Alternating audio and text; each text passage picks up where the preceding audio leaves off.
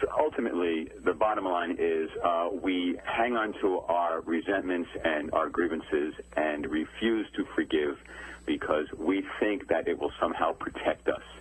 And the irony is that that's not what happens. When we refuse to forgive, we refuse to give up resentments and grievances, we're attacking ourselves. We're weakening our own position, and we are actually halting our own inner peace.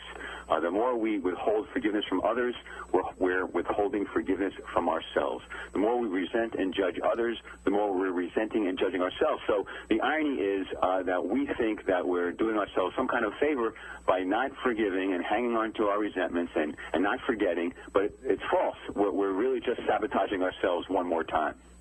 So what we're doing is we're increasing our suffering then by not forgiving. And what can happen to us over time if we keep this kind of attitude going? Well, basically what we're doing is we're reinforcing our own guilt, shame, and self-loathing, because not forgiving is actually a form of attack, because not forgiving is a judgment, and we're continue to judge other people and see them as sinners, and we don't forgive them, and so we're attacking. Withholding forgiveness is a form of attack, and anytime we attack anybody, even if we think and believe it's justified, on some level our subconscious mind thinks, well, that's not cool.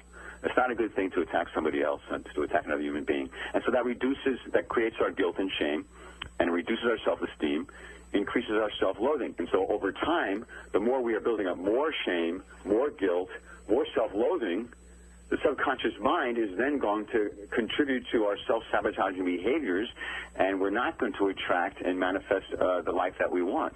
So that's the problem with hanging on to our unforgiveness, is over time we're doing the exact opposite of what we need to do, which is to build up our self-esteem, eliminate our guilt and shame, so that our subconscious mind will work with us rather than against us, so we'll stop the sabotaging behaviors and start attracting positive people and circumstances into our lives. I've never heard it that way. I think it's very fascinating that you said that not forgiving is an attack. I think that's really interesting in an interesting angle that you just talked about. It just opened my eyes to a different angle on not forgiving.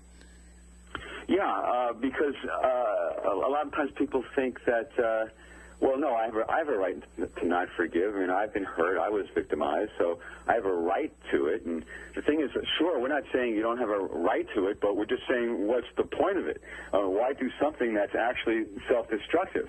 It is an attack because, again, it's a judgment, and judgments and forgiveness are mutually exclusive. If you're judging somebody as bad or wrong or a sinner or undeserving of love or compassion, then you're attacking them. And if you're attacking them, the premise of my course is that you're attacking yourself. If you're not forgiving them, you're not forgiving yourself. So, yeah, you have to appreciate that any judgment actually is an attack. And withholding forgiveness is a way of saying, I'm going to punish you. I'm going to attack you with my unloving feelings.